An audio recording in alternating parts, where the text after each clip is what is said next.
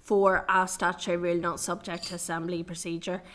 So we'll proceed through the agenda as follows. Does any members have any there's no apologies. So declarations of interest. Remind members that they are obliged to declare any relevant financial or other interest which might reasonably be thought by others to influence their approach under to the matter under consideration.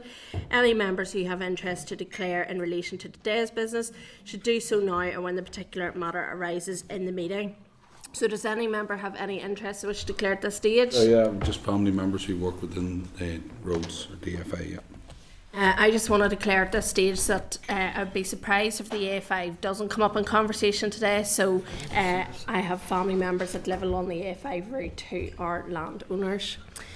Mark, you didn't hear me there, but I just wanted to say we obviously have a short space of time today. So preamble, just come to questions straight away if you can, to allow everybody a fair opportunity to ask their questions. All right, thank you.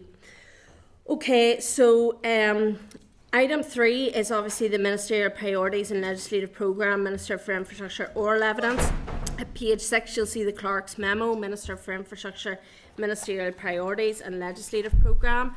At page 11 you'll see the Minister for Infrastructure oral evidence, 26th of February 2025, and at page 13 you'll see the official report, Ministerial Briefing 25th of September 2024. So you're very welcome to the committee today, Minister. Obviously this is your first time to the committee, so we're pleased to have you, and we're welcoming the Permanent Secretary, Dennis McMahon. I suppose at the start, Minister, it would be remiss of me not to say that we were disappointed just in relation to the back and forth that went on regarding this committee in terms of the date to come to this committee and the timing of that. The committee did ask for 90 minutes with the Minister, and I don't think that's unreasonable to ask, given that we don't ask for the Minister on a very regular basis.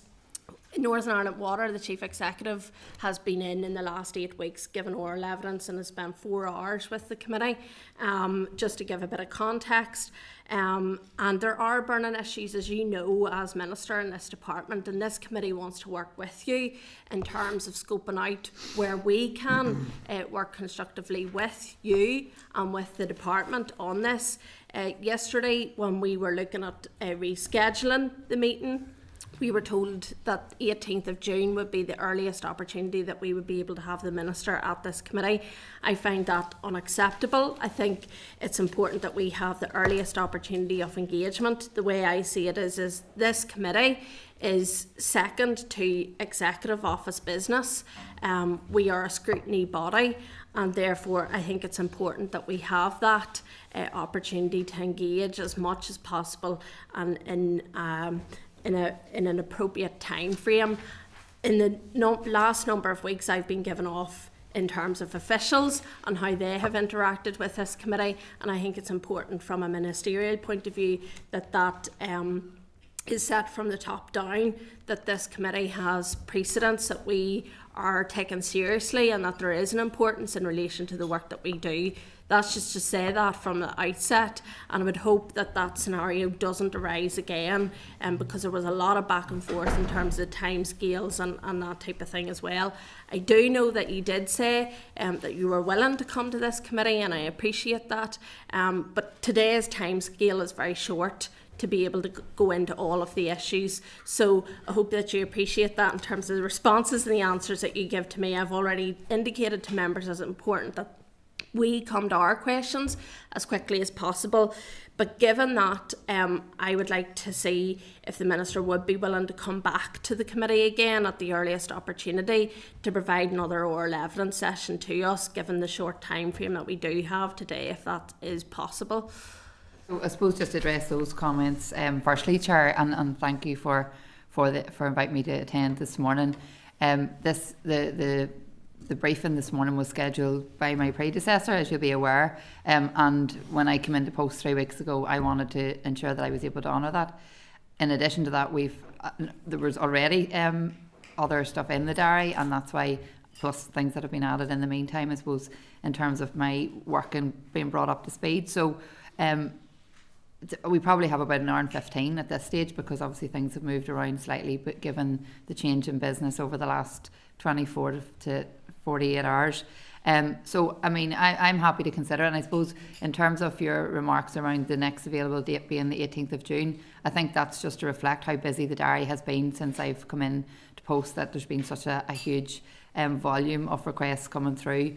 However, I had spoken to officials and said, had today not went ahead, we were willing to try and move things around. So I will continue to work with the committee, and to the best of my capacity. I recognise the importance, and coming directly from being chair of the health committee, I had a very good working relationship with both health ministers during that tenure. So I'm keen to ensure that we have that same relationship. So it's just to kind of from the outset say that the time frame wasn't to undermine the importance of the committee, but it was to try and strike a balance about ensuring I was able to attend today, as well as meeting my other commitments that were already predetermined. So it's just to make that point from the outset. But I mean, I'm happy to consider and say if we can come back before June if possible, but we can work that out outside of today's meeting. I think before June would be needed. As you know, I had indicated to the clerks, because you were new into the post, I'd indicated that it might be worthwhile rescheduling the date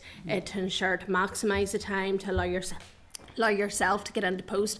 At the end of the day, you will not find a more congenial committee to come to than the Infrastructure Committee, because we do work quite well together, and we are constructive in how we do our business, and that's the way we want to continue in relation to it as well. So look, without further ado, because time is short, I just want to seek agreement from the members that today's evidence session is recorded by Hansard. Agreed, yeah. Okay, so Minister, very briefly, I know you will have an opening statement, so very briefly if you can, and then I'm keen to come to members' questions. Problem. Thank you, Chair, and good morning to yourself and to all members. I'm delighted to be here as the new Infrastructure Minister, and I suppose I would like to start by paying tribute to my predecessor, John O'Dowd, who has already delivered positive change in this portfolio in the time that he has been in post. And to give an example of some of those key infrastructure projects that have been delivered in the past year. These include the opening of Grand Central Station in Belfast, the moving forward of the A5 Western Transport Corridor, the launch of the All-Ireland Strategic Rail Review and Active Travel Delivery Plan, the completion of the Belfast Tidal Flood Alleviation Scheme, the introduction of temporary exemption certificates to reduce MOT waiting times, continued implementation of the Planning Improvement Programme, and securing additional funding to unlock water and sewage connections for thousands of new homes across the north. These are just a small number of the achievements that have been made, and I want to stress at the start of this meeting that I want to continue working constructively with you in the same way as John did in his time.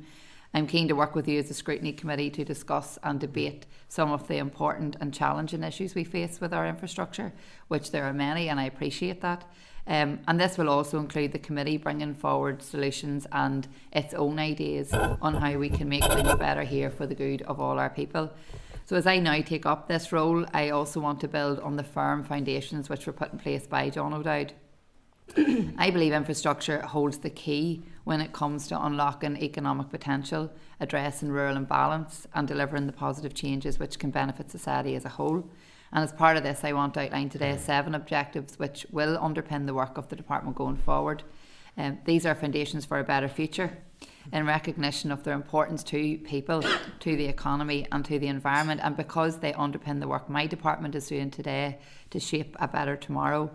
Foundation 1 is to tackle climate change, and I think it's important in terms of that we are currently facing a climate crisis and we need to take action by increasing the number of zero emission vehicles here. Foundation 2 is cleaner and greener transport, which involves providing attractive, sustainable transport alternatives such as public transport, walking, wheeling and cycling.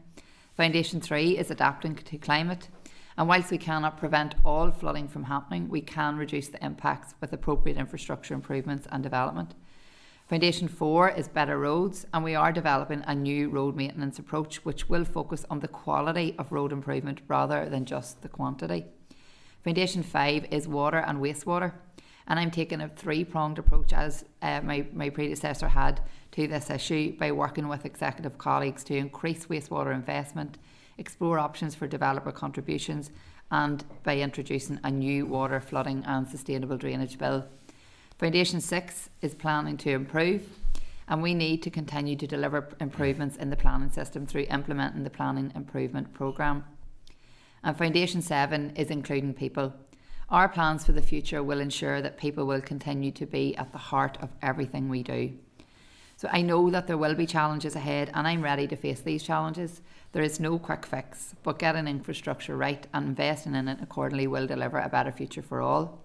So, as Chair has mentioned, I don't want to delay the meeting any further, as I know you will have all questions for me, but I also think it's important to publicly put in my record my thanks to my staff for the work which they undertook a few weeks ago with the Stormy Owen. The services that the Department and its ALBs deliver are undertaken around the clock by hard-working and dedicated people whose work is often unseen until something out of the ordinary, such as the recent storm, occurs. And these staff worked tirelessly during this time to ensure our public services could restart as quickly as possible. And for example, staff were out on the ground clearing over 2,000 reported obstructions on our roads, with 70 trees being cleared on the M2 alone. And now in the aftermath of the storm, I think we all realise just how crucial infrastructure is to our everyday lives. And that's why I'm determined to make sure we can continue to invest in our infrastructure so that it can deliver for the people and businesses here. So thank you all for listening, and I'm happy to answer any questions you may have. Thank you, Minister. Appreciate that. And can we just from the outset, on behalf of the committee, put on record our thanks to DFI staff at a local level and right across all the different departments for the work that they do and their engagement with us as well. And if you could pass that on to them, we would be appreciative. To kick off, the Water, Flooding and Sustainable Drainage Bill, there was to be an introduction of that before the summer recess. What are the reasons for the delay on this? Well, I'm assuming that John had potentially made some progress on it as well. At this stage, the officials were last briefed, I think, at the committee on the 24th of April last year.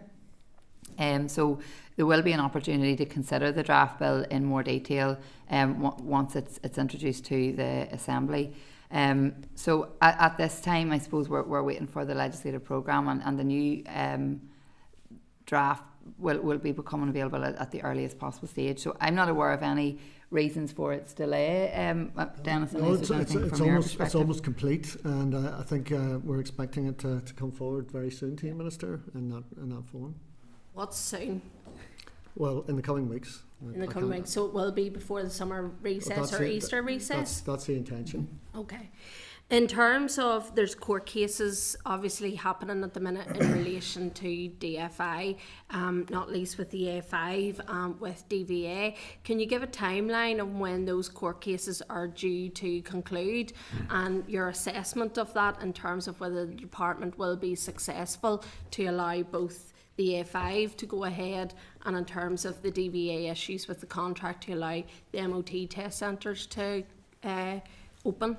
Yeah, so in terms of the A5, firstly, and I think it's important at this stage to say that, I mean, this is a crucial project, and we really need to see this delivered. It will save lives, and any further delays to allowing the commencement of that work will cost lives. So I am absolutely committed to ensuring that moves at pace.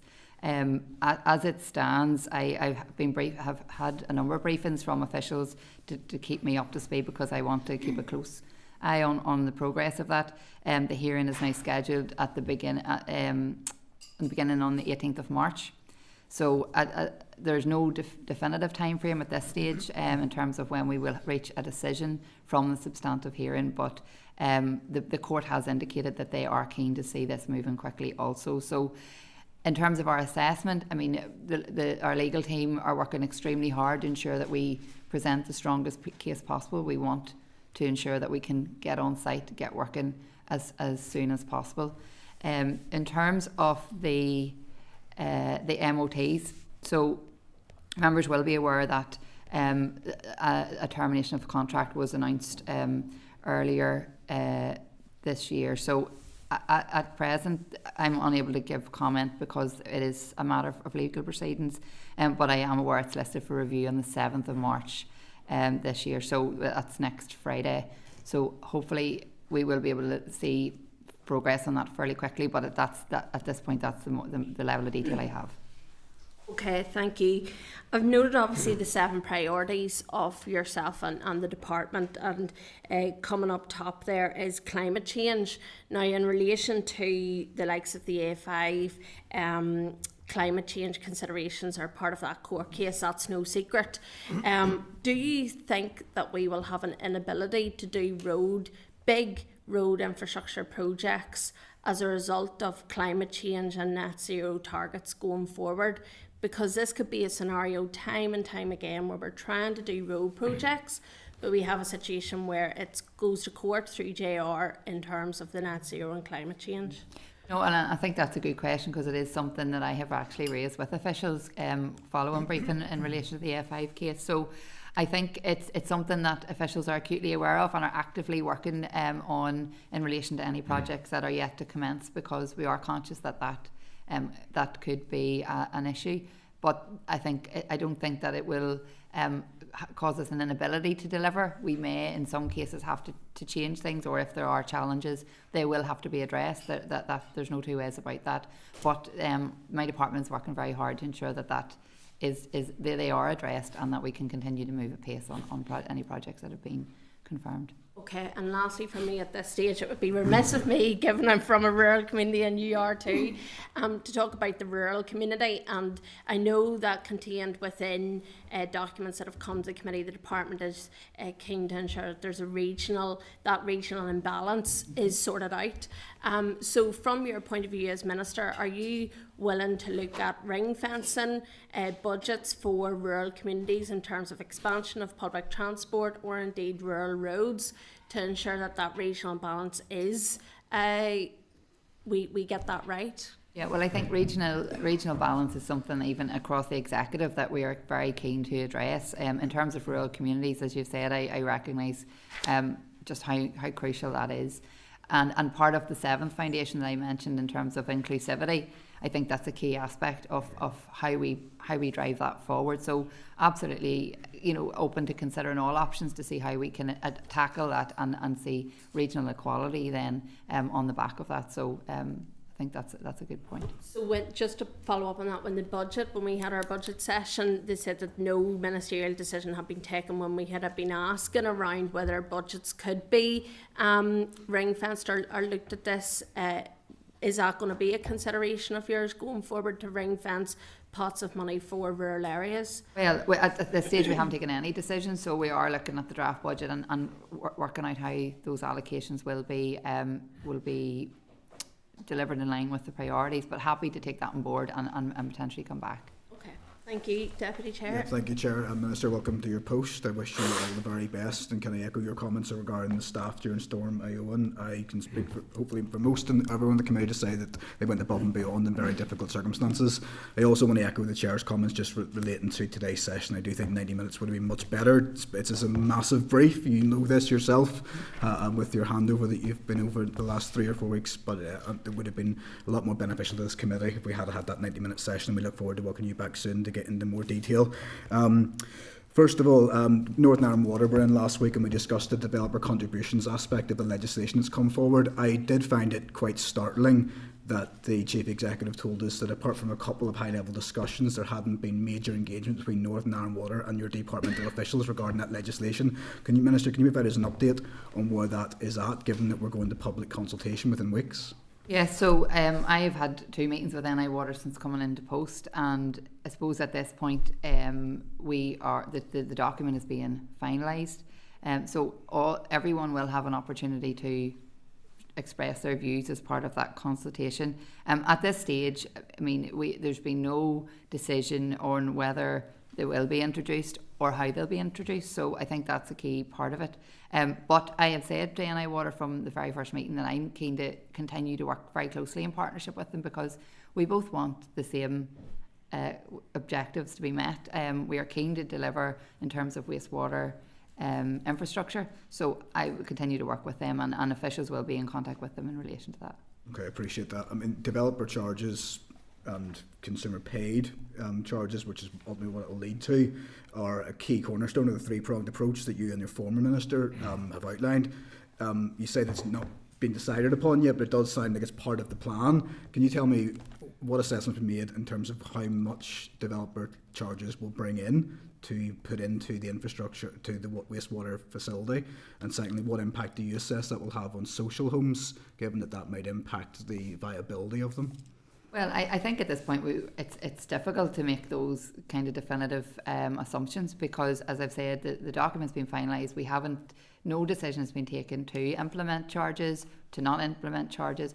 At this stage, it's a scoping exercise to see if there's something that could support what's needed in terms of the investment. And I have said it in the Chamber as well in relation to this issue because it had come up as part of the adjournment debate. This isn't something that can be seen in isolation. I don't believe this is a silver bullet to tackling all our issues in terms of delivering wastewater infrastructure. However, it is important that we look at all the options there available to us that will have, I suppose, an impact in making progress on this very important issue. It is a cross-cutting issue. The wastewater infrastructure affects not just my department, but right across all the departments. You've outlined there in relation to social homes. And I think it would be unfair for me to make any assumption related at this stage. I want to see the outcome of the consultation report and analyse that to see how we take that forward. The document will put a number of options there for people to consider. So I think it's important to go into that and to look at it very impartially to see what is the best option, if any of them, and how we move that forward to have, I suppose, a minimal impact on consumers, as you've said, but also to make that a positive impact in terms of how we deliver on this issue. Yeah, thanks, Minister. I mean, I agree with you. I don't think it will be a silver bullet, and wastewater infrastructure is an adult crisis. We have tens of thousands of houses that are on hold because of the capacity issue. But with respect, it's the only current proposal or even suggested idea on the table from the department in terms of how we even go close to sorting the funding gap that's there. So in the absence of that, I'm not seeing any other creative solutions as to how we plug the gap and start to create the infrastructure investment that we need to start to highlight that. I'll move on because obviously... Just before you move on, because I just want to address that point on it being the only option on the table. I don't think it is. We've actually put on, there's a three-pronged approach that's working with executive colleagues, which has already delivered, and predecessor John had allocated 19.5 million of the 32 million he got in October monitoring. That delivered 2,300 homes, or has unlocked capacity for 2,300 homes. So I think that's an example of how working with executive colleagues has enabled that to happen in quite a short space of time. But in addition to that, the legislation around natural drainage solutions is another piece of work that I think will have a significant impact, and that's something that will be brought forward through the Assembly as well. So just to make that point, because I don't think it is the only option, but as I've said to NI Water and other stakeholders, I'm keen to hear what other alternatives they may be able to bring to the table so that we can consider everything, because I think that holistic approach to tackling this really, really critical issue is something that I'm prepared to do. Sorry, can I just reinforce that point? That's just as an important point to come out. One of the things that, in fact, was Sarah who told me this, one of the important points about our sewage systems is that 80% or more of the water going through them is coming from rainwater. It's fresh water. Mm-hmm. So it needs to be seen in that context, and we're using power, energy, major infrastructure to process that along with waste. Now you need to have a certain amount of that for the sewage works to work, but this is why this is such an important thing. And one of the things that as well, we're not at the final stages yet, but the former minister had raised previously that we were putting out a bid for a blue-green water solution, a natural water solution. And the idea behind that is to see, can you use other techniques to keep rainwater back? This is rainwater, and we're processing it and we're spending billions. So there's something about how we get that into the right balance. And I think that's why, just to reinforce what the Minister's saying, this is such an important part of the programme, even if it's not necessarily going to automatically lead to a replacement of the large-scale infrastructure need. It is, and thank you, Permanent Secretary. And with respect, this predates both of you in role. This is a decades-old problem that still hasn't managed to find a solution. I think that's one of the things that's most frustrating. I need to move on. £43 million worth of compensation has been paid out by the Department and DVA in relation to damage to vehicles and as a result of potholes and our roads infrastructure. Our roads are a disgrace. they quite frankly are, and Keith has made this point before about moon buggies, and I think while we can jest about it, the public are absolutely furious that they spend good money on vehicle tax and pay their rates and their tax, and invariably are hitting potholes on a daily basis. You talk, Minister, about a new roads maintenance approach. How will that differ from the patchwork and stick and plaster solutions that we've seen to date? I appreciate the money is tight, but what strategic direction will you give to begin to solve the crisis on our roads? So, I mean, this isn't an issue that has arisen since I came into post 3 weeks ago. I think that's an important, and I come from a rural community as well, so South Armagh is particularly bad. However, that's not to take away from the point being made, and it is a really important issue. The new roads maintenance strategy that I referred to in my opening remarks is, I think there's been a recognition that we can't keep doing the same thing. We have to do something different because our roads continue to break down. We aren't seeing the sustainability and durability of road surfaces, which are further reinforced then by inclement weather and all of those things, and Keith's comment around a moon buggy. But I mean, I think it's a fair point to make. So I suppose what officials are currently looking at is how we can have better quality in terms of how we're repairing our roads, how we're doing that, and that's focusing on delivering higher quality repairs instead of spreading resources too thinly, which will hopefully ensure a more reliable and safer road network where we intervene. Because I suppose one of the key issues that comes up, and I'm speaking I suppose from my experience as a constituency MLA and councillor prior to that, we see patching, and then within a couple of months or a year they're breaking down again. So that has been identified by officials that we need to look at that, and that's something I'm very keen. So that's looking at what the materials we use, you know, could we be using something better that's more durable, and there's a lot of work going on in terms of that. We also want to use more modern technology to direct our investments where they're needed most. So that's ensuring we're making smarter maintenance decisions. And I suppose as I talk about durability, it's about future-proofing the needs, the changing needs of our society, and ensuring that we're reducing our carbon footprint, encouraging active travel. So I think there's a number of things that can move into that. So it's potentially looking at how we can take cars off the road, in providing those active travel options for people, better public transport. That's a small piece of it because that's our bigger strategy overall. But I think for me and I want to see a concerted effort in terms of a new road maintenance strategy that people will see a lasting effect, so that we're not in these scenarios where staff are being called out to the same parts of the road time in, time out to try and continue repairing, which is huge investment overall. I think I'm probably, I've got about 100 questions, but I haven't got enough time. Thank you, Minister. Keith? Okay, thanks, Minister and Dennis, for coming along. Appreciate it. Just want to pick up on the water infrastructure piece. You talk about investment under your objective, investment, developer contribution and SUDS, okay. In the past, any utility company in Northern Ireland, you had telecoms, you had power, you didn't have, some of those had a monopoly. NI Water is the only show in town. Are you content, and I appreciate Dennis's point about we're sending too much storm, are you content whenever NI Water says there's no capacity, that there is no capacity? Because I don't believe them. Because who's marking their homework? You know, so I appreciate we're trying to build more homes, and you referred to 19 million. I think it was 19 million you said, Minister, to give us 2,300 homes.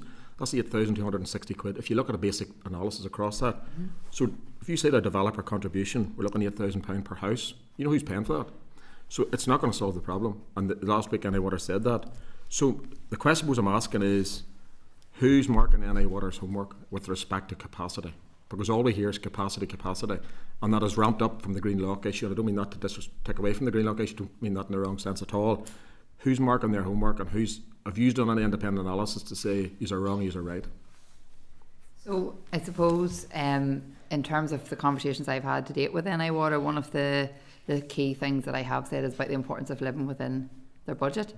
The member will be aware of, I suppose, the estimates at the start of the financial year in terms of the shortfall, and that is significantly reduced because we've asked them to go back and review and look at where they could potentially make savings and that gap has narrowed quite significantly to 7 million.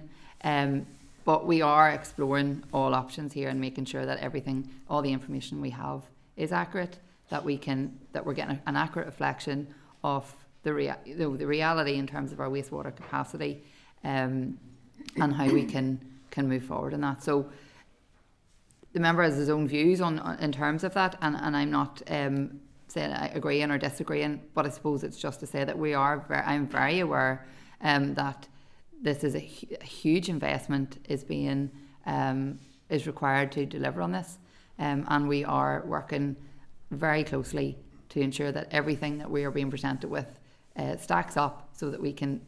In terms of allocations, we have to ensure that the allocations being made are delivering what we need to deliver. So, looking at all options on that going forward. Minister, should you, or will you get an independent review in NI Water to see, what they're saying is correct about capacity? Because all he has is no capacity. That's it. That's a simple one-liner. And I've seen several planning committees saying, no, your figures is wrong, and overturning NI Waters. And I'm not saying they're always wrong, but I've seen they're overturning figures. So it's very easy saying no, and we can't keep saying no to develop in Northern Ireland. I appreciate there's issues, but are you content with NI Waters? Back to my point, are you content that they're saying it's correct? Because I don't think they're right. What in John's time he had raised this issue in terms of how they determine capacity, and I'm expecting to get a report in relation to that. So hopefully that will answer some of those questions. Is that independent of NI Water, or is that from NI Water? Yes. Minister, there's a few points there. Just to make in addition to what the Minister said already. One is that the utility regulator, there's a detailed process that the utility regulator and NI Water go through in order, for the PC arrangements and actually to prioritise, and that is there. So there's an independent element there. But I think the truth is, the utility regulator wouldn't have capacity within his office to confirm what NI Water is saying is correct about regarding capacity. They're marking homework financially, more so than capacity issues, and analysing each plant to say, no, you're wrong, that has capacity. They do. They focus on capacity. Sorry, I'm not. By the way, I'm not defending that. No. Otherwise, I'm just saying that's the process that's there. But I think I was going to come to the point that there is a point here about, on the one hand, having a very good relationship with NI Water, which we try to do with all our arm's length bodies. But on the other hand, we have a challenge role, and we do try to challenge. I think that's in fairness, I will say that NI Water themselves are also looking to see, are there other mechanisms. I think, the meeting we had, Minister, that they mentioned this. So it's good to see that happening. But I do think we just need to keep the focus on this. Yeah. So I suppose on the back of that as well, and you will have heard me saying in the chamber in relation to that blanket response, because I don't think it's good enough. I think that we have to, like everything and in every department, has to do what we can with the money that we have. The reality is the whole executive budget probably wouldn't deliver what's needed here, because we are talking about billions. So whilst not underplaying the budgetary pressures in terms of NI Water, like what you have said, I am very keen to ensure that we are getting an accurate reflection of what is really needed, but also to ensure that we can give confidence to the public that where we can do work, it's being done to move it forward, because we can't sit in our hands and wait for all this money to appear. There are things we can do, and that is the message I have made very clear to NI Water. I suppose in relation to then looking at your point around marking our own homework, I think some of the figures we have heard are estimates, in terms of the 19,000 homes that can't connect. For me, that's an estimate. That's in relation to expressions of interest by developers, which is very fluid as time goes on. So I think some of the figures that we are being used, when you drill down into them, they're maybe not a full picture of what's actually happening on the ground. But as I said, I to give NI Water their place, I take on board everything they say, and we're keen to work to deliver that. So, but I think it's a good point. So thank you. And just follow on just quickly on John's point. We'll not go back into the buggy line, but how do you get the balance between active travel and, let's call it, road maintenance in simple language, Minister?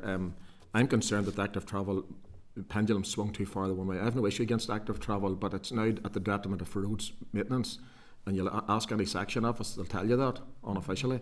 How do you get that balance correct, and what's your priorities going forward to get that balance right?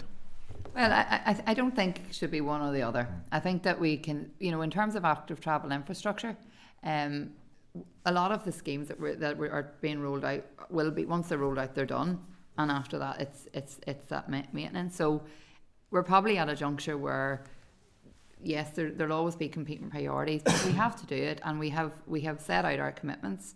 We have targets to meet in relation to climate change and the Climate Change Act, and that's what I'm committed to doing. But I suppose what I'm saying in terms of roads maintenance, I think it's probably one of the biggest issues that any elected rep is dealing with across the board, and it's probably the biggest gripe that the public have. So that's why we are trying to look at it differently to see what can we do. I mean, we're dealing with over a decade of underfunding through the previous Tory government, and that this is a consequence of that. I think it's important also to reflect that if you spoke to anybody in England, Scotland and Wales, they're in a very similar situation. So we aren't in isolation, but that's not to take away from the bigger picture. So I think we can continue to prioritise in terms of both, because both are critical, and we have to do that. So that's what I'm keen to do. I don't think that one should have a negative impact on the other, and I hope that isn't the case, but continue to monitor it, and I suppose as funding becomes available, roads maintenance is key, and we have to ensure that we're delivering on that. Thank you. Thanks, Chair. Thank you. Cahill? Thank you, Chair, and you're very welcome, Minister. And once again, I want to wish you well in your new post, and thank you for honouring the previous Minister's invite to the committee. I've three questions to ask, Minister. I'll give them one at a time. In relation to the Taxis Act, obviously we're receiving a lot of lobbying, and they've been in for committee.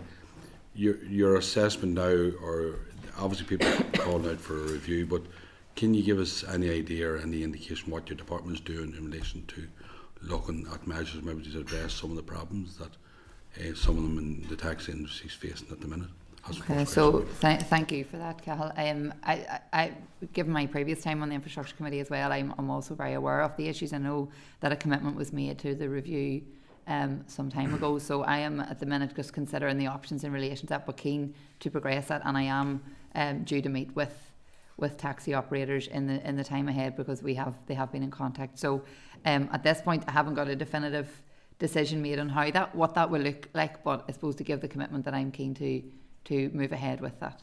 Okay, thank you. In terms of, I know you're keen as Emily in relation to the road safety and the 20 mile per hour, especially outside of schools. Just your overview of that 20 mile per hour assessment and assessment of that 20 mile per hour programme, and also road safety in general going forward on your programme. Yeah. So as the member said, I'm very keen in terms of the rollout of the 20 mile an hour speed limits in schools, and particularly in rural areas. I think is a very important issue, where you may have some roads with national speed limits. I know certainly in my own constituency, yes, has been an ongoing issue. So the review was very positive and recognised very clearly how the benefits of the part-time 20 mile an hour zones were. So at present, I had a briefing with officials this week in relation to it, and I've just asked to do a wee bit more work on terms of where we go next. But I'm keen to consider how we can look at 20 mile an hour zones, not just outside schools, but also potentially in residential areas and in town centres. So I've asked them to come back with options in relation to that. But I'm keen to see further progress, because I do think it's a very, very worthwhile scheme. But we have to get it right, and we've seen maybe examples in other jurisdictions where there have been blanket rollouts and changes being made that haven't worked as well. So I'm very cognizant of that. But we have a huge priority in terms of road safety. I mean, our road deaths continue to rise. Last year was very significant numbers, and I think in the last number of years, my own council area had the highest number of road deaths across the whole of the north. So I think it's something that we really need to tackle, and part of that is around driver behaviour. So John had allocated additional funding to improve and increase the road safety advertising campaigns, and we've been doing some work around that. But on an ongoing basis, I think this is it's a significant priority for me, because I think we don't want to see anyone lose their lives on our roads. So we have to look at everything available to us to try and tackle that and reduce the numbers to zero. Thank you. On my final point, Chair, and thanks for your indulgence, in relation to the Plan Improvement Programme, and we know there's a two-tier system. the majority of things we hear in committees, probably through council, but the likes of the introduction of the validation checklists and other improvements that you intend to make. I mean, what's your overall assessment now in terms of trying to improve the planning programme itself? So I think there's been a significant amount of work done in terms of the planning improvement programme, and again our planning system hasn't been working as well as we would like, and we all hear the issues from individual planning applications to the more major applications and the delays. So I have had a number of briefings with officials, and we've been looking at this in terms of next steps. I think that there's some really good work has already happened in terms of the validation checklist, and I suppose taking all that admin and that real kind of resource heavy work out of the system and front loading it, so that by the time an application is submitted to go through the process, it's a more streamlined process for applicants and for staff. Very conscious that there are significant staff shortages across council areas in relation to planning, so we are looking at implementing now planning apprenticeships, which we hope will work really well in terms of not just tackling those gaps in staffing, but also ensuring that we have a really attractive pathway for people who want to go into that line of work and can train as they go along. So there's some really, really good work happening. I am hoping to hear to get a final kind of look at the outcome of that in terms of what we're doing next, and we are hoping to have a conference in relation to planning, because it is one of the foundations in the next couple of months as well. So we'll have more information at that stage, but I think there's been a significant amount of work that has shown what's needed, but also we've seen some positive change already, and we just need to continue driving that forward, because planning, I think, is something we need to get it right, and we need to really tackle the issues that we're seeing. Thank you very much. Thank you, Cathal. Nicola? Thank you, Chair, and thank you, Minister and Dennis, for attending the committee this morning. And publicly, Minister, I'd like to welcome you to your role and wish you all the very best. And so you will know that the A5 road upgrade is a massive issue for myself and for constituents in West Tyrone. And hopefully when it is upgraded, we'll see the benefits of the likes of will promote economic growth. We'll address that regional imbalance piece as well. Hopefully it'll reduce traffic and travel time on the road. But for me and for many across West Tyrone, the biggest issue is about road safety. Over 50 people have been killed on the A5 in the last number of years, simply because it isn't fit for purpose. Road users and car users are expected to share a road with the likes of tractors and massive lorries and pedestrians even, and it does brings huge danger with it. I know it has been a priority for the former Infrastructure Minister John O'Dowd, and he did progress the upgrade of it, and we also know that there is a legal hearing now at the beginning of March. But I wonder what reassurances you can give to ensure that the road upgrade will go ahead. Okay, and just to echo the comments of yourself, Nicola, because I just don't think it can be stated enough just how important this project is in terms of road safety first and foremost, but also there's broader benefits for the local economy and the local community. So yes, I mean, one of the earliest commitments I made in terms of coming into post is in relation to the A5, and I am fully committed to seeing the delivery of that. We are ensuring that should the court case move quickly, that we are ready to commence work at the earliest possible stage. So that is something I'm keeping a very close watch and brief on, because I think it is very important. And it's not to take away from those people that do have objections. I think it's very important that we work to try and address those as well. And I recognise the challenges and the difficulties that some may feel this will cause for them. But I just want to reiterate that point, that this is about saving lives and about protecting people when they're using our roads. So very, very committed to moving ahead with that at pace. Thank you, Minister. And again, the people of West Tyrone will be glad to hear that again too. We're going to move on to rural roads, and as we've discussed already, they are in a very poor state of repair. But whilst I understand that your department and departments right across the executive are in a very challenging financial position because of years of underfunding from the British government, can you provide any understanding of additional funding that you may be able to provide to put a focus on the issues around rural roads? Yes, so previously John had allocated 10 million to the Roads Recovery Fund. I think at this stage there's approximately 8 million out of that has been spent. So I'll be looking at the end of the financial year to see what slippage there is that maybe we could continue to invest then in tackling some of the most critical points where it's needed. And then in the budget for the incoming financial year, I'll also be considering this part of that. As I said earlier, I think some of our roads are in the worst state that there could be. So it's something that's very much at the forefront of my mind, and I hope that we can see further progress in relation to that. Thank you, Minister. Again, I think that's something that rural constituents will be glad to hear as well. Finally, I just want to ask you about MOT times. I know that the former Minister brought in interventions, the exemption certificates, which have successfully reduced waiting times. Can you give me any updates on MOTs and any further work being done to ensure that the times continue to decrease, please? Yeah, so and I'm glad you've raised this, and I suppose again to put on record my thanks to our staff in our MOT centres who have done Trojan work to tackle the huge waiting times. I think at one point the waiting time was in around 99 days on the 1st of June last year, and that on the 8th of February this year that has been reduced to 33 days. So that is without doubt due to the significant amount of work that staff have been doing, but also in terms of the introduction of the TACs for 5 and 7 year old cards. That has definitely had a positive impact. I'm at a point now where I'm looking at what the next steps are in relation to that. So I'm hoping to make a further announcement very soon, because we're at a point where we want to see how we continue that good progress in the time ahead. And I suppose we, as has been previously mentioned, we are investing in new test centres. Aside from the legal process that is underway at present, but we hope that we can have our test centres fully operational as soon as possible, and potentially this year. So that will also help to meet that future demand too. Thank you, Minister. That's very useful information. Thank you. Thank you, Chair. Thank you, Andrew. Thank you, Chair. Thank you, Minister. Just want to come back really to these sort of 7 pillars, and you know the wastewater and the 3-pronged approach. And listening to what's been said, you know,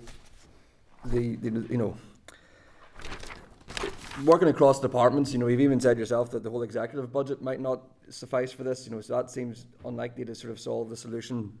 The sustainable drainage bill that haven't seen it come forthcoming yet, so it's hard to gauge how that will do it. And again, the developer levy, you know, by all accounts, you know, and industry reports or whatever, isn't going to be sufficient. So I suppose really, Minister, you know, you have inferred maybe that you're open to all solutions, but will you now consider a review into the whole NI water funding model, given the environmental, economic and social impacts that we're facing? Well, I think there's been 6 reviews to date in terms of the funding model, and we have still felt that the current model is the most appropriate. I know the members' party has reference in relation to mutualisation, and I suppose for the record as well, I mean, I'm very clear that I won't be introducing water charges. I don't think it is the right thing to do, to put further costs on residents across the north in terms of domestic water charges, and I think mutualisation is water charges by the back door, essentially, because it requires further borrowing, which for me is problematic, and we have seen how it hasn't worked well in I think most recently with the Thames water, which members may be aware of. I think they've just gone bust or are due to go bust and have had to seek support from government.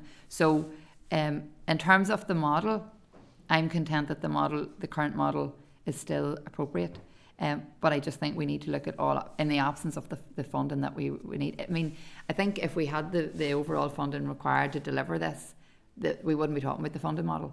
We would be saying it's being delivered. The problem is the funding isn't there. So it's trying to look at what other tools we have available to us to, again, go back to that kind of holistic approach of all avenues being covered in relation to that, and building on any progress.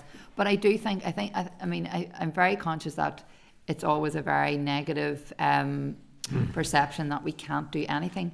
Work is being done. I know there's some projects because of funding constraints have had to slow down or be deferred, but work is continuing, and that's the trajectory I want to do. I want to see it moving faster, absolutely, but that will require a cross-executive approach as well, and that's what we're continuing to do. Thank you, Minister. And again, one of the pillars there was adapting to climate. We have the Sustainable Drainage and Flooding Bill. I know that the Minister was in my own constituency not so long ago.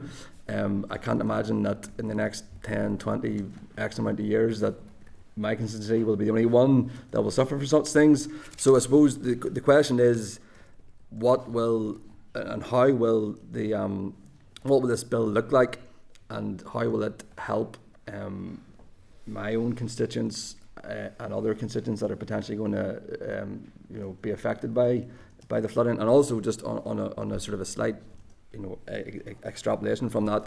Again, we still haven't seen any sort of tangible works within South Down, in Downpatrick, in alleviate, to prevent this flooding. So I suppose it's the bill, and then it's also the what works are going to be forthcoming, and when will we see those, Minister? Okay, so I appreciate the issues as well, and as it happened in my own constituency too, I know just how challenging 100%. that is.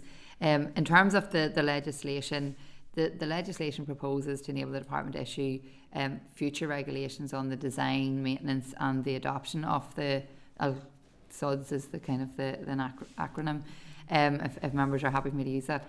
So, and that will help slow the flow of the water down, entering sewers, and help reduce out of sewer flooding. So I think it goes back to the point that Dennis made around rainwater being huge volume in terms of what we're treating and what's coming through our wastewater treatment systems. But also giving NI Water extra an additional power to implement more widespread hose pipe restrictions, and putting the homeowner flood protection grant scheme on a statutory footing, because I think it's a very important scheme in terms of being able to protect homes. So that's just some of it, and looking at those natural drainage solutions that are available to us to try and deal with the rainwater and other things that we shouldn't have to spend a huge amount of money and resource on treating. Our wastewater treatment should be in terms of treating sewage coming through. So that's a kind of very short summary of what there's a lot more detail hopefully will come through as we take it forward. In terms of the flood alleviation plans, so yes, I was in Newcastle 2 weeks ago and met with the community resilience group down there, and I think just to say, I mean, they have done a huge amount of work, and fair play to them. I think it's been very important in ensuring that issue is kept on the table and kept high at priority.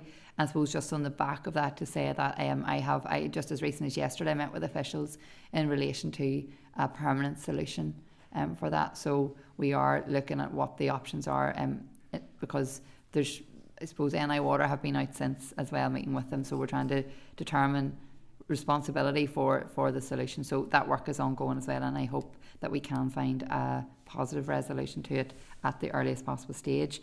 In terms of the Downpatrick flood alleviation scheme, so the flooding event in November 23 was hugely significant and decimated the town centre in Downpatrick. So the department had then reprioritised its capital works programme following that, and commissioned a civil engineering consultant to undertake a feasibility study for Downpatrick.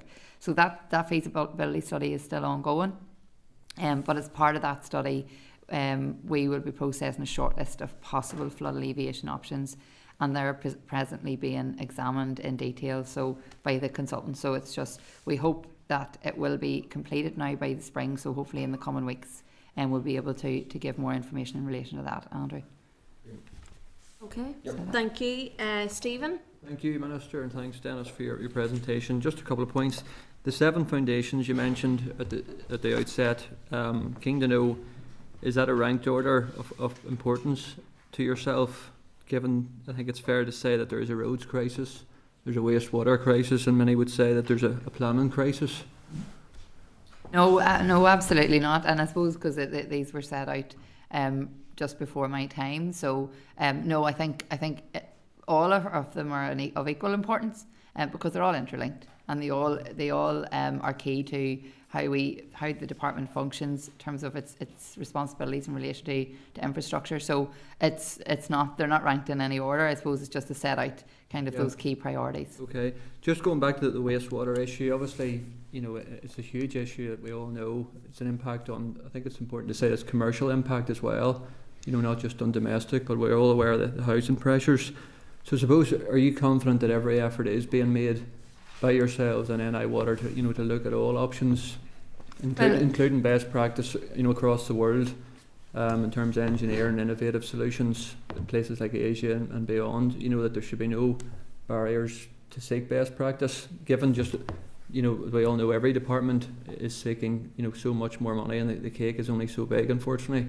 Yeah, no, I think at this stage, everything that I'm aware of is being looked at, and officials have been very forthcoming with suggestions and ideas and research, and it has been very much evidence-based. As I mentioned earlier, we've also seen what hasn't worked in other areas, whether it's across the water or further afield. So I think given the very challenging financial situation, we have to look at everything available as all options that are out there. So that is why I said I recently met with the NI Chamber and representatives from Construction Employers Federation and the Housing Federation as an introductory meeting, and they too are considering maybe suggestions they could put on the table. So I'm looking forward to hearing from them as well, because I think it's important that all stakeholders consider what they feel could help. So always open to more options and more suggestions, and that we continue. There is engineering expertise out there. We're renowned for innovation in this country, and I think we should certainly tap into everything. Just to add to that, one of the things that was discovered during the course of preparing the policy work that's ongoing was around one of my colleagues was looking into Singapore, I think, as where you've got cities that are absolutely making rainwater an asset, which is what it is, rather than something that causes floods and requires processing through large grey infrastructure. Yeah, no, I'd encourage you to keep a focus on that, certainly. Just staying with the water theme, so it was Belfast Lough, which impacts my own constituency. We've seen recently the pollution has been fairly significant, which has been brought to light recently. There's a Living with Water programme which has been paused, we've heard about recently, including from NI Water.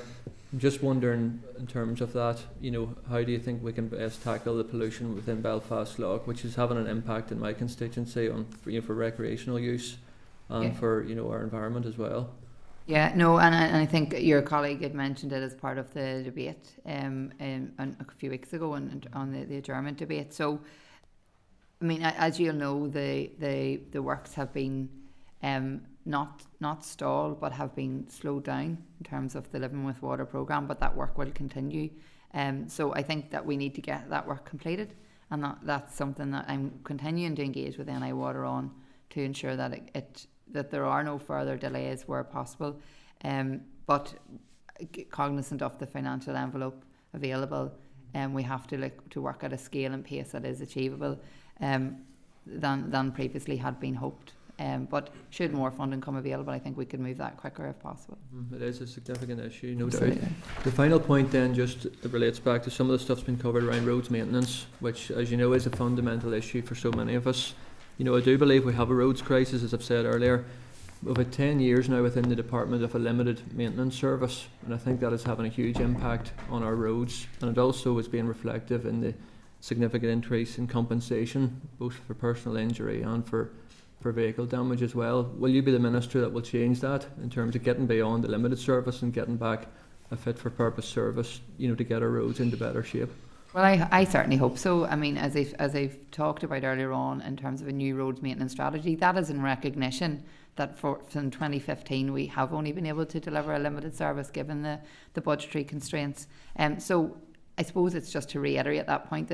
We're looking to do things differently, but do things more efficiently, more effectively, so that we are seeing longer term benefits for road users and for pedestrians, for cyclists, because the state of our roads doesn't just affect motorists, it affects all people, all users. So I really want to see this delivered because it's important to me as important to anybody else, and as I say, it's probably one of the biggest issues that we have raised with us all. So I hope to see good progress in that in the next time ahead. In the time ahead, we have 2 years after this mandate, so hopefully by the end of this mandate we will see a marked difference. And it's just in terms of road safety, obviously it does have an impact, and that 139 lives lost in the last 2 years I think highlights the stark reality of the importance of safe roads for the user groups that you've said, as well as motorcyclists as well, that do sometimes feel overlooked, and it could be just basic warning signage that is affected by the limited service that we see on so many of our roads. It all is important. Thanks, Stephen. Thank you. Thank you. Peter? Thank you, Chair, and thank you, Minister, for coming in. I wasn't going to say this, but just coming back on what you said, my colleague there. I mean, we pay for water already, and Thames Water is a fully privatised model, which is not mutualisation. Mutualisation is recognised as not being privatisation. So I would argue that the current funding model isn't working. You've said that already. We've got waste in Belfast Lough. Construction Employers Federation has told us 19,000 homes are being held back. The Pause and Living with Water programme that Stephen's just mentioned, the 2,000 homes that you acknowledged in your opening remarks, that sort of sticking plaster approach is the reason why Northern Ireland Water is in the position that it's in. So my question would be, who funds water like us, and will you publish those 5 or 6 internal reports? Internal reports? Yeah, that the department has done on the funding model for Northern Ireland Water. So those reports, I think, are public in terms of the earlier reports. But there's another report that's been under development. Not even a report, but there's work that's been under development since last year, and officials will be providing advice to the Minister on this, but there's further work ongoing on that at the moment. Those previous reports, though, I think you did say that, Minister, and officials acknowledged them as well when they came to the committee recently. I'm not aware of what's in those reports. Okay. Will those be published, and we'll take a look at them? I have the list of them here, but I am happy to come back to you writing with the detail on them, or because I'm assuming they're all before my time, so they should be. There'll be historic documents. Yeah, we'll put them to you. To be honest, I thought. Sorry, I'm going to make an admission here. I actually thought a lot of them were public. The previous documents. So if I've got that wrong, apologies. But we'll certainly look at it, and I would imagine we'll want to. Minister want to consider them. I suppose just the point around the 19,000 homes, just to come back to it, because I did clarify that earlier on. That's 19,000 expressions of interest. That's not 19,000 planning applications sitting ready to go to build. So I think that's important, because whilst not taking away from the issue, I take your point that you see the 2,300 homes as a stick and plaster. This is an issue that has arisen because of years and years and years of chronic underfunding. So like every department, we have to work to deliver what we can within the budget made available to us. That's a decision made by a Westminster government. That's why I suppose it's just to really re-emphasise the importance of the executive and all assembly members of working together, because this is a priority for each and every one of us. So no one is sitting on money and saying we're not giving it to NI Water. If the money was available, we would absolutely. We need to do it. So I think it's just important to make that point. In terms of the mutualisation would firstly require us to relinquish any governance of NI Water, which concerns me, because water is something that is an entitlement that we all need, whether it's drinking water or in terms of our wastewater treatment. So what would worry me, and I use the Thames example because that is an example of where things go wrong when it's privatised by any stretch, and we do not want to be in that situation. The model, yes, is underfunded. We all recognise that, but there's things that we can do, and we continue to work to do that. I think trying to deliver a completely different model would only cause further delays. This isn't an issue that's going to be solved overnight anyway, so we are making progress, albeit maybe it's slow progress, but there's things being done, and as I said, there's other work going on to try and to make progress quicker. The mutualisation model itself would require significant borrowing, and I think that in itself would, in order to finance that, the only other way of delivering that is by implementing domestic water charges. I don't see any alternative to that for that mutualisation model. So that's my perspective on it. Happy to take further, if you feel that that's not right, but that's certainly, from what I've looked at, that's the view that we have. Okay. Well, we published a paper on it recently, so I'm happy to share that with you as well. Yeah, sorry, just a caveat, the Alliance Party published a document on that, not the committee. Helpful clarification on the semantics there. Well, I suppose, minor point, who funds water like us? I'm not aware globally of anyone that funds it like us. That annual approach is obviously Northern Ireland and how we receive money from the block grant. But I think it has worked well in Wales. There's a loosely similar model in Scotland. In terms of things going wrong, I mean, just to re-emphasise the point, there's human waste in Belfast Lough. 200 metres from my mum's house leaks water, toilet water, regularly. Like, things are going wrong here with the current approaches being taken. And I suppose connected with that is the potential for an independent infrastructure commission. I'm aware that I think the department passed it to the executive office to maybe look at. Will you speak to your colleagues in the executive office to find out where that's at? Because I think having these conversations is fine, but not having expert-led conversations with engineers feeding into this is actually what's contributing to the delays that we're seeing. I'll ask Dennis just to come in on that specific point, Peter. No, the only reason I was going to come in on that is because officials obviously have been engaging with TEO. So the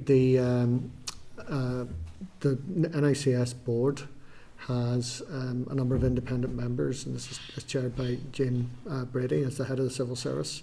And one of the subgroups of that, and obviously I'm on it and the permanent secretaries are on it, one of the subgroups of that is around infrastructure and looking at infrastructure. So as part of that, they're looking at alternative funding mechanisms around things like housing and so on. We're obviously we're engaging with them, and we'll certainly anything that comes out of that process, which is helpful, we'll want to have a look at it, and undoubtedly the Minister will want to look at it, and I'll be keeping the Minister very closely informed on this. So that establishment of a expert-led independent commission, you're kind of implying that it's already there. No, I'm not saying anything. I just wanted you raised the point about what's already happening to you. I just wanted to make sure that you're aware. That I just wanted to explain what that is. So it's not an independent commission in that sense, and in fact it's looking at the wider infrastructure delivery in the very broadest sense, and then one strand of that work is to also look at alternative funding mechanisms as part of the delivery of the new investment strategy, which is being considered at the minute. Will we still see that a launch of a commission, the independent expert-led commission? Will that still be happening? Sorry, I wasn't actually talking about independent expert-led commission. I'm not saying that isn't. I haven't heard of that being on the books yet. So there's no proposals for that that I'm aware of. No, unless I just haven't been made aware of it. But I'm not. Come back through assembly questions maybe on just to get something on. Sure, we'll have a look at it. Thank you, Chair. Okay, thank you, Mark. I just want to check. Do you want to ask questions? Yeah, thank you, Chair. Welcome the Minister and wish you well. So I'm at home with a sick toddler, so if you hear any nursery rhymes in the background, do your best to ignore them. Minister, you referred there to there being 2 years left of the mandate, and I'm wondering how you will gauge or measure success at the end of those 2 years. Well, I think the key thing is that we see a difference. That the issues that we're talking about here today, that we're seeing an impact on our roads, we're seeing further progress in addressing our wastewater infrastructure challenges. We are seeing the numbers of road deaths coming down. We are seeing more people using active travel, more people using our public transport in a more streamlined way. So I think that in itself will be a measure of success, and it's something that we continue to monitor.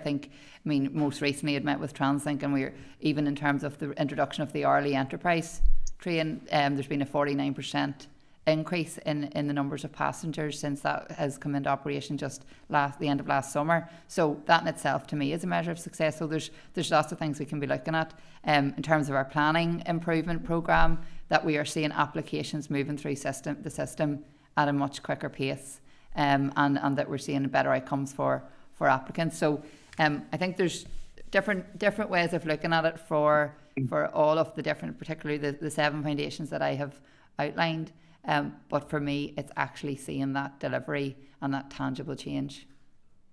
Well, I do hope that you are on post for the remaining 2 years. I think it's very important that we have that element of stability at the helm of the department to move forward on many of these important issues. And I know you'll do your best to answer questions, but it would be remiss of us on occasion not to question those answers. But you find that that's often to help you rather than to hinder you.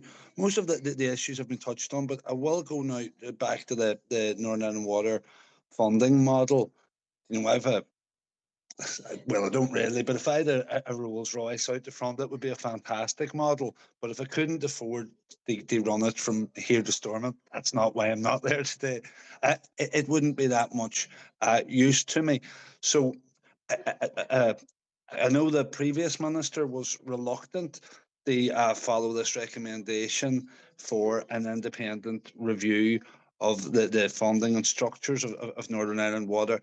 But I really couldn't get that kind of head and sand mentality, and it seems that it's been passed on to you a wee bit. If anything, if you do have those reservations, and I share some of them, I have to add, or we do, about mutualisation, this independent report could maybe scotch them, but I don't think we can afford to just say everything's grand, and it isn't. And he says mutualisation will lead to more borrowing.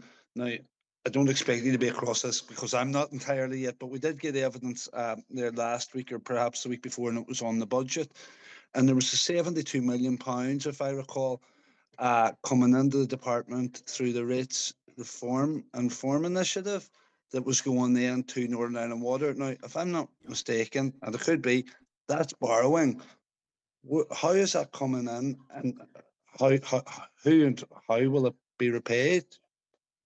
Okay, so yes, there's a ring-fenced allocation, I think, for NI Water through the RI borrowing as well, and I think the amount of additional funding above that ring-fenced element will also need to be met out of draft general allocations. But I think in terms of how it will be paid,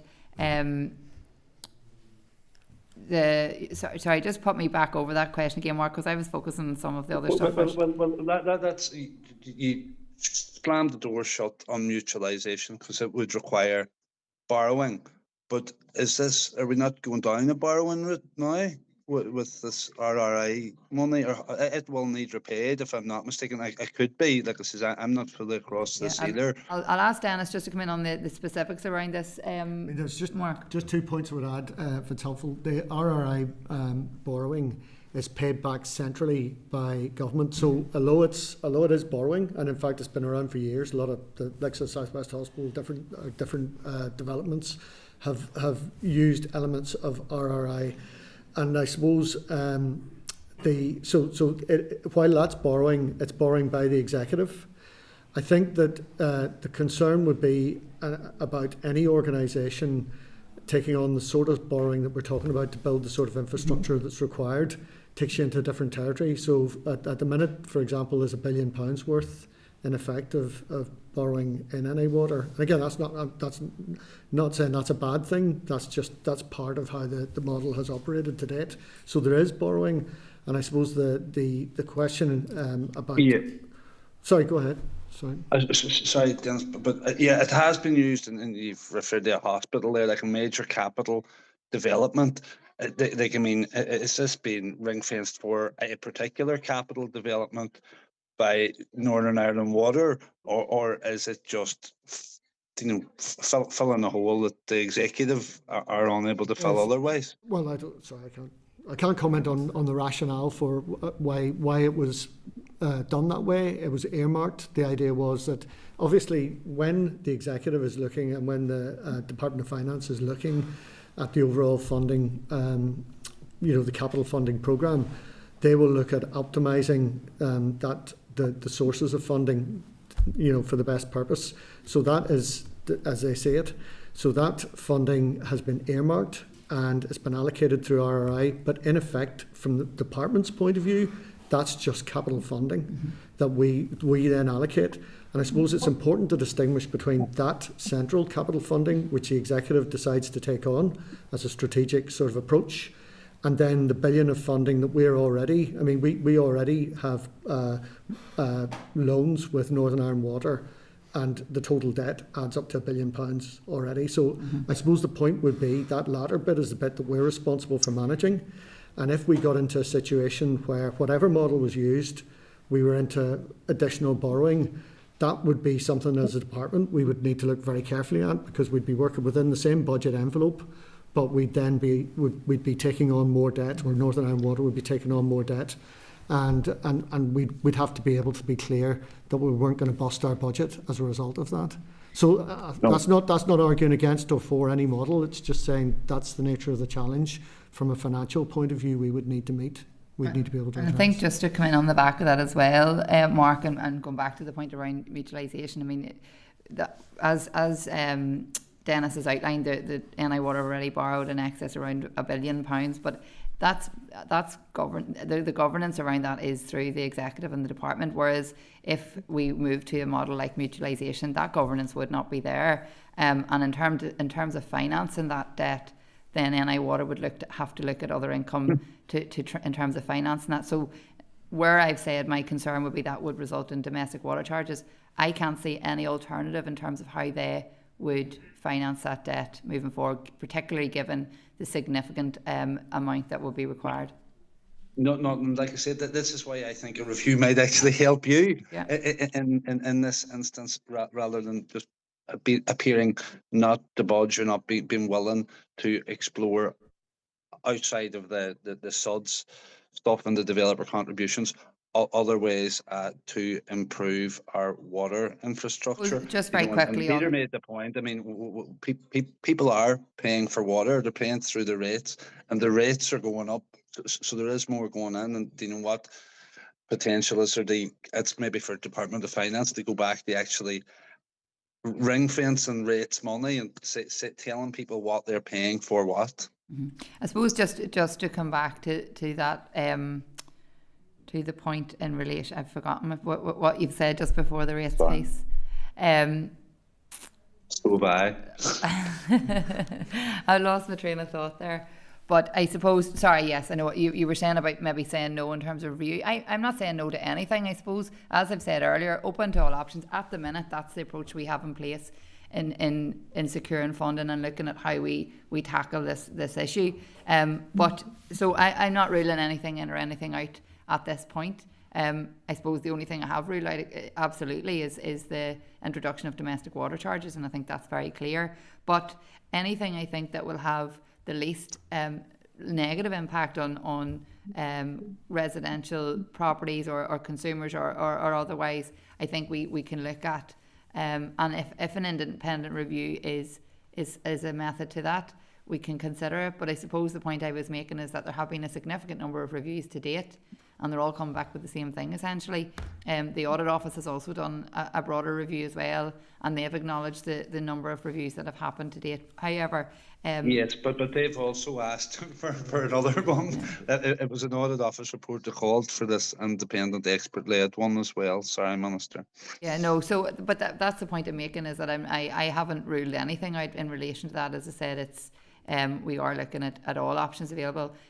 I suppose for me though, the key is that we want to see action and to continue to move forward where we can, dealing with all the issues. If we come to a point where we feel that we've exhausted all options available to us, then we have to review and rethink. But at present, I think there are proactive approaches taking place, and that's what we continue in that trajectory.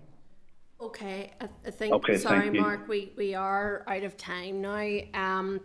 But look, there's so many other issues. We haven't even touched on community transport, accessible taxis, disabled, accessible travel, all of those issues. There still is more to scope out in relation to some of the A5, DVA, biannual testing, all of that. So there are still an awful lot of questions there that I think we might need to scope out if it is possible. I would ask, please, that you're able to come back again to the committee. Can I just briefly just clarify and check? You see, in relation to the RI borrowing of 105.7 million, can I just check in layman terms, is that on top of the allocation, or is that subsumed in what their allocation will be? Just get down. There seems to be a wee bit of confusion around that. It is not additional. This is the allocation that we're giving NI Water will be the same allocation. That's basically. And we're topping it up with ROI. It's actually again from our point of view. Again, now if I've got this wrong, I'll be absolutely delighted. But that money comes to us. We get money from a range of sources. One of which is the Reinvestment Reform Initiative loans, and that's typically earmarked, and it comes to us for various purposes. But from our point of view, we get a departmental expenditure limit for resource and for capital. So that's what we get, and there's nothing. It may come in the form of RRI, or it may come in the form of just straightforward capital. But in effect, it's the same money. That's my understanding of it. Okay. So sorry, just to clarify. So it's government controlled borrowing, not private borrowing. It is all government controlled. Does RRI?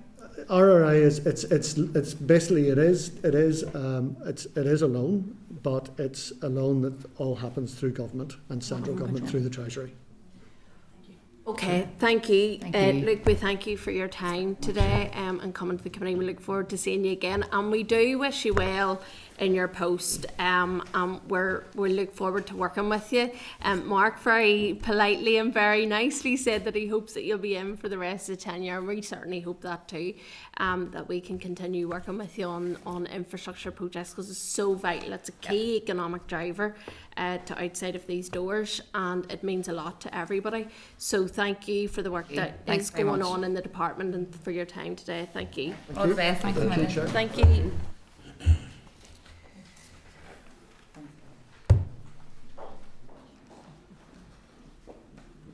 Okay, members, do you want to rattle on, or do you want to take a short break?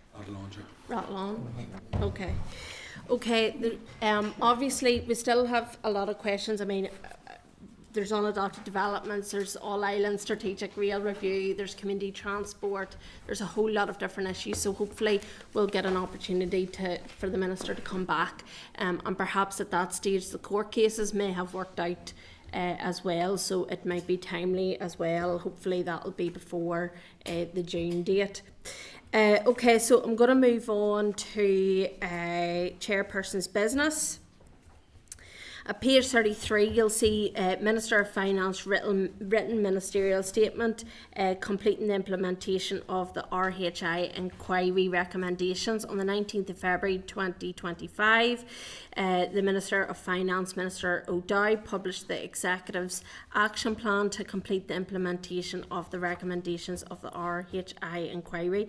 I would like to draw members' attention to recommendation 39, that any minister presenting to the Assembly with legislation for approval should sufficiently read and familiarise themselves with that legislation and ensure an adequate evidence base is publicly available to demonstrate that the benefits justify any intended costs.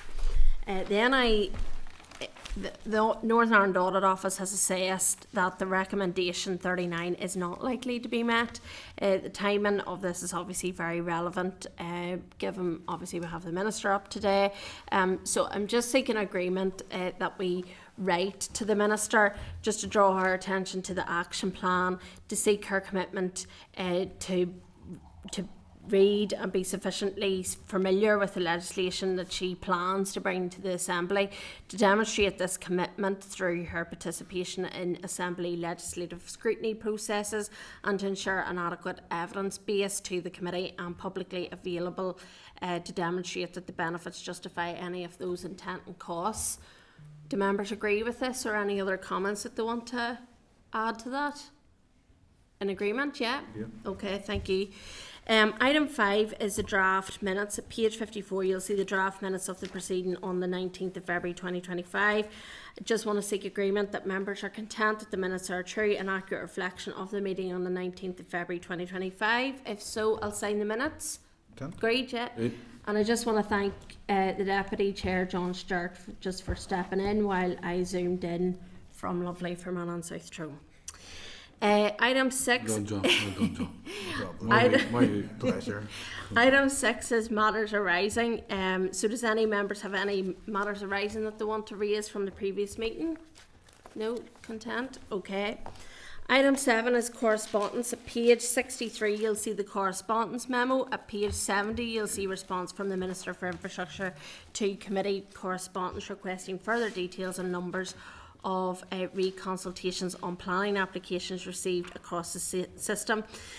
So I just want to seek agreement or seek your views on asking the department to be kept up to date on the work to review data on statutory consultations, to provide us with the requested information as soon as it becomes available, and to provide its assessment of the cost of undertaking a consultation. Because if we're if there's continual consultation, obviously there's bound to be costs, and in terms of staffing as well, and resource, which has come up as an issue. So are members content with that? Or any other views on that? Content? Okay, page 72 is response from the Minister for Infrastructure to the committee, correspondence requesting an update on planned legislative programme, including the associated timescales. So obviously to note, yeah, thank you, yeah, content, okay. Page 92 is correspondence from Andrew McMurray MLA requesting the Water Sports Alliance to present oral evidence to the committee. So members, I'm just seeking your view in relation to this. Does anybody have any comments? It is a water quality issue which necessarily doesn't fall under the remit of DFI. So I was maybe going to suggest that we get a written submission from the group and then we copy that to the ERA committee in the first instance before we take an oral evidence session, just to see where the ERA committee, because as you're aware, we've already had that back and forth with NIEA in relation to it. So we can't with that to start with, Chair. For yeah, sure. you content? Yeah. Okay, thank you. Page 94 is response from the Royal Institute of Chartered Surveyors to the committee, correspondence regarding qualification requirements for land agents and offer of formal evidence session with a member of the Royal Institute of Chartered Surveyors Northern Ireland Regional Board, who provides services in rural disciplines. So just given obviously road projects and things like that, it might be worthwhile having them in for a briefing session if you felt that was appropriate. I don't mind if it fits within the programme, Yeah. we're going to have it, but I don't mind having a briefing. Yeah. Well, obviously it'll be in at an appropriate time, so we'll keep it there, sort of on the list for something when it crops up. That we'll obviously have it scheduled in at an appropriate time. Are members content with that? Yeah. Sure. Yes, sorry. Comment. Do you have to be a chartered surveyor then, registered with RICS to be fit to be the so-called land agent? Because that would give, I'm not sure that's saying that, because there's only 36 people according to this. Yeah. If that is the case, and I don't know the answer to that, so in other words, can an ordinary, and I don't mean that to belittle an ordinary estate agent, be a land agent technically, and does Department of Finance or LPS need you to be registered with these guys to do it? Might be worth actually just double checking that as well. If we wanted to. I would check. Yeah. I would imagine they're okay with it, but just on the follow-on point. But I agree that they're asking that question. It's not a criticism of the response. No. It's a reasonable question. My other point is, I don't mind them coming in, but likewise what Keith has raised, there may be others asking then to come meet. Do you understand me? Yeah. We're happy enough. I mean, if we feel that this group is going to make a contribution to some of the committee's work, 100%. But the very fact he's mentioned others who sit outside this group, then that leaves us in a situation where everybody will be asking in the minutes. So let's get that. If others can do it, these people coming in aren't overarching everybody. So that's so. But let's find out first his question, and then. Well, we find out in relation to that question. Might be beneficial to scope that out, and then we can take it from there. Well, we've agreed. We've agreed to let them in, and all I'm saying in the future, we just need to look. Well, my approach has been, when we looked at the water issue, there was a lot of individual stakeholders, architects, and people from that industry that were looking to come in on an individual basis. The decision that we took then was that we would have like the overarching body to come in, like construction Employers Federation, you know, all of that as well. The Royal College of Architects, they were in as well during that session. So that is sort of the approach that we've sort of taken as a committee. And I think, and you've answered the question, yeah, because we need to keep reiterating that point. And I think the Royal Institute of Chartered Surveyors, there's 36 members that sit under that, so it does represent a sizable amount in that sector. So I think it's fair enough to say that they do represent, but you're right in terms of that point. They would be sort of given their views of those 36 members, but we'll check out that in the first instance, and then that will allow us, and as I say, we've agreed to look at it at an appropriate time within the forward work programme. So you're content with that? Just saying that, Chair, but if somebody come along that a solution to the problem, and we thought that a solution to the problem, I would want to hear from them. Irrespective of what the problem is.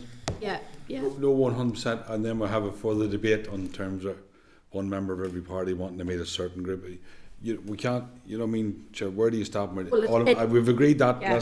Let's go. And we'll deal with it another day. We reach those bridges when we come to them. Because you're right as well in terms of if somebody is coming to us saying, but if we have the same amount of people coming to us saying we can't get connected, you know, there is overarching bodies to deal with that rather than what you're saying there. So, as I say, we deal with each individual scenario. We believe that this group has a contribution to make to our work programme. I'm happy enough to allow the group. So when it's appropriate, invite them in 100%. The other issue that he raised, we'll deal with on the day-to-day basis. Does anybody want to come? Do you just want to come in? Yeah, it was really just to follow up on the points.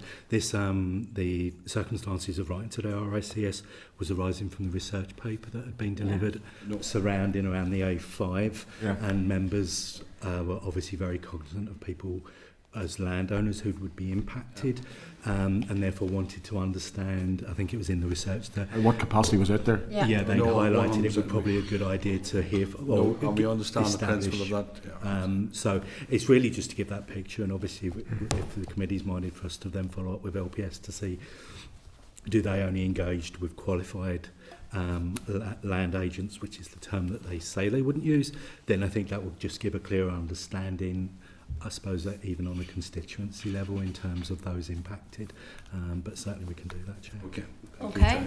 Thank you. Okay, we'll now move on to, and you're content to note the rest of the correspondence as in the table? Yeah? Okay, thank you. Item 8 is the draft budget 2025-26, consideration of draft response to the Committee for Finance. In your table packs at page 3, you'll see the draft response to the Committee for Finance to inform a proposal for a take note debate if members wish to open the document there. I will go through it obviously page by page just to check that everybody is okay with it. Just at this moment in time, I want to thank the clerks for their assistance in relation to it. They had asked for members to feedback comments last week, so I want to thank them for their work and for collating this draft, because it is it's detailed and it's very informative, and as I say, it will help the Committee for Finance in their deliberations of everything. So at the meeting on the 5th of February, the Committee noted the correspondence from the Committee for Finance of its intention to coordinate the responses from the Assembly Committees to inform a proposal for a take note debate prior to the Easter recess. So as I said, committee staff have prepared a draft response reflecting on the evidence received during any of the areas highlighted by ourselves and obviously our evidence sessions. So I'm asking you obviously to consider this draft response that will go back. Are members okay to go through it page by page now? Or do you need a few moments just to take a look? Happy to go through it? Okay. We'll leave you to chair that, Chair. Huh? We'll leave you to chair that, Chair.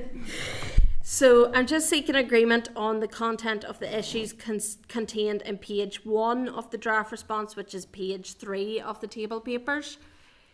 You content? Mm-hmm. Yeah. Okay, I'm seeking agreement on the content of the issues contained in page 2 of the draft response, which is page 4 of your table papers. Content? Yeah. Okay, I'm seeking agreement on the content of the issues contained in page 3 of the draft response, which is page 5 of the table papers. There was one thing just that, members, if you don't mind, I wanted to pick up on, was that you will see on the 3rd paragraph beforehand it talks about the responsibility for maintaining our road network. We discussed this today about the limited service being adopted by the department, and obviously we've heard today the Minister's comments in terms of the road maintenance that she wants to bring forward. But in the 3rd paragraph it says, whilst the committee accepts the rationale for this, so I thought that maybe I'm probably, given the amount of money that's paid out in terms of compensation, I find the rationale a wee bit skewed, that we pay out a huge amount in compensation but we're not prepared to actually deal with the source of the problem, which is the potholes. So I felt that maybe we could change the wording of that slightly, just because members in the Finance Committee or indeed the department might think that we are happy with the limited service that's being delivered, and I for one am not content with just the limited service that is being adopted by the department. So do members have any views on that, or in agreement that we change that wording slightly? We could change that. I suppose the argument is it's not that we're happy with it. Yeah. I suppose the alternative, like they haven't got endless reams of money. Do you know what I mean? So Yeah. they're constrained in a lot of respects. Yeah. So I suppose I can understand it, but they're sort of, their hands are tied a little bit. But happy to change that wording. Yeah. So if we say something like, whilst the committee appreciates the budgetary constraints owing to the limited service, it considers this to be counterproductive. Something just to, does that make sense? Yeah. Okay. Thank you. Was there anything else on page 5 of the table papers there? Are you happy to move on? Okay, thank you. I'm just seeking agreement then on the content of the issues contained on page 4 of the draft response, which is page 6 of the table papers. Content? Yeah. Okay, I'm seeking agreement then on the content of the issues contained in on page 5 of the draft response, which is page 7 of your table papers. Content? Okay, thank you. I'm seeking agreement again on the content of the issues contained on page 6 of the draft response, which is page 8 of the table papers. Content? And then just to seek agreement again on the content of the issues contained on page 7 of the draft response, which is page 9 of the table papers. Yeah? Okay, thank you.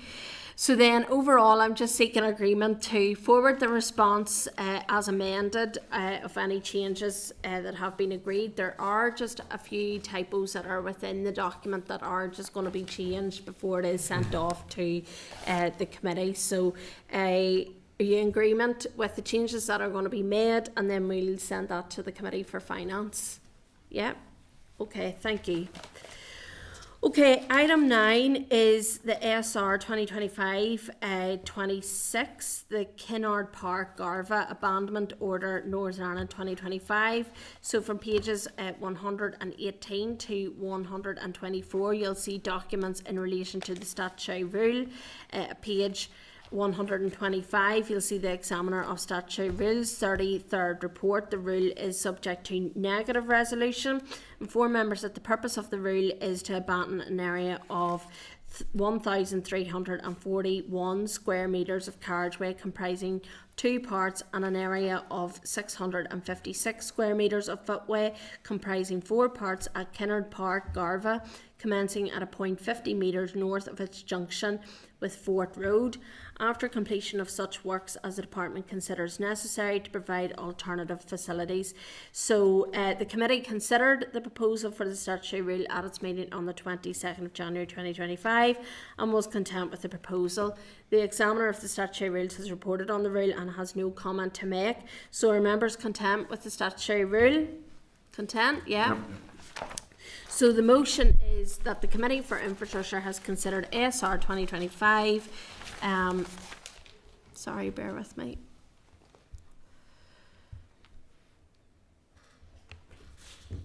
Yes, sorry. So the Committee for Infrastructure has considered SR 2025-16, the Kinard Park Garvagh Abandonment Order Northern Ireland 2025, and has no objection to the rule.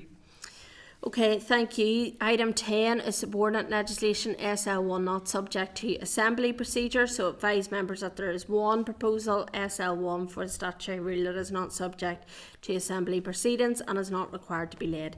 This is at pages 135, 137 and is SL1 the prohibition of right-hand turn Carrickfergus Order Northern Ireland 2025. So I ask members if they have any issues that they wish to raise on this proposal.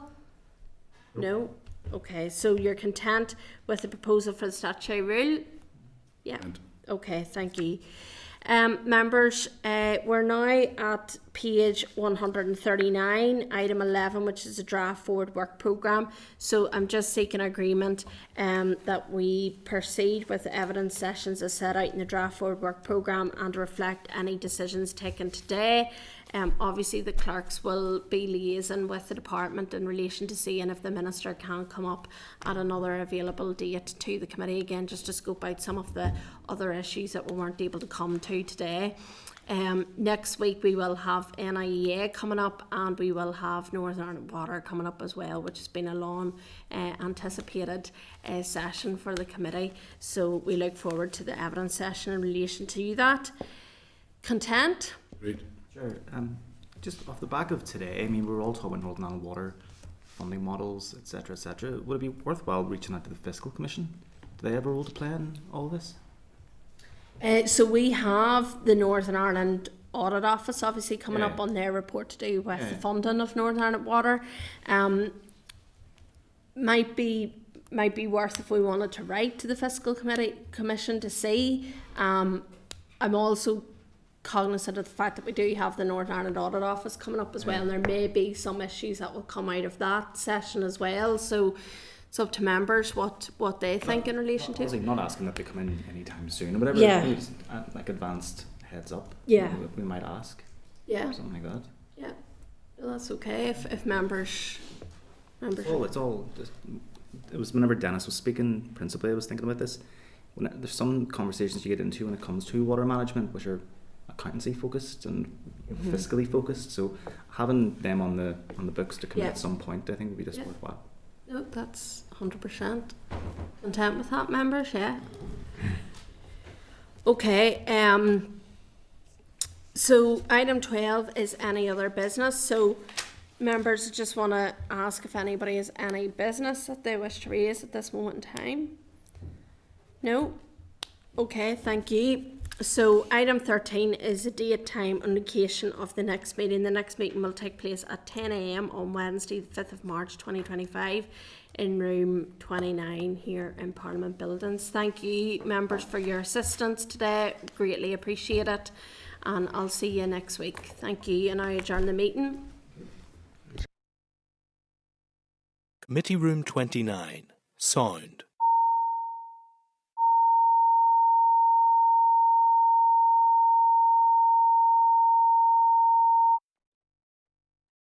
Committee Room 29, Sound.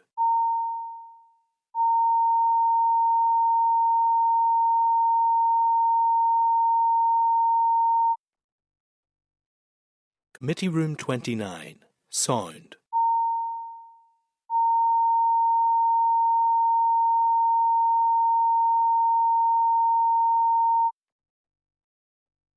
Committee Room 29, Sound.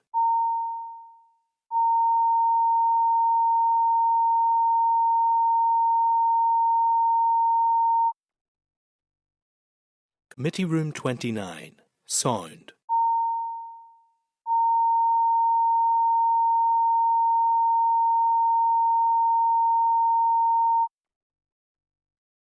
Committee Room 29, Sound.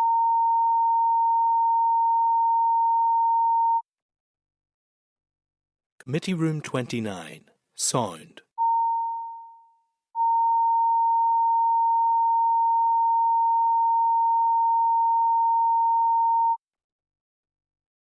Committee Room 29, Sound.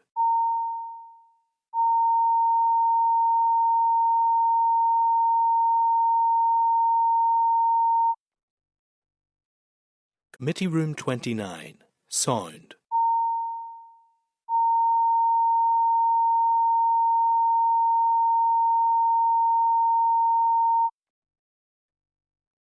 Committee Room 29, Sound.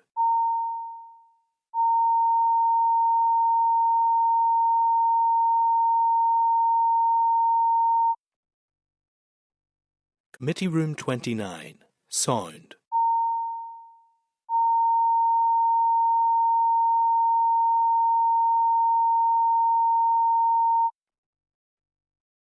Committee Room 29, Sound.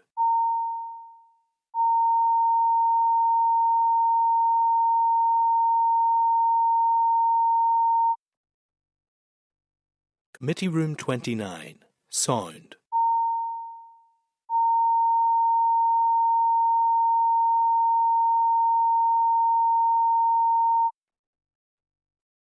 Committee Room 29, Sound.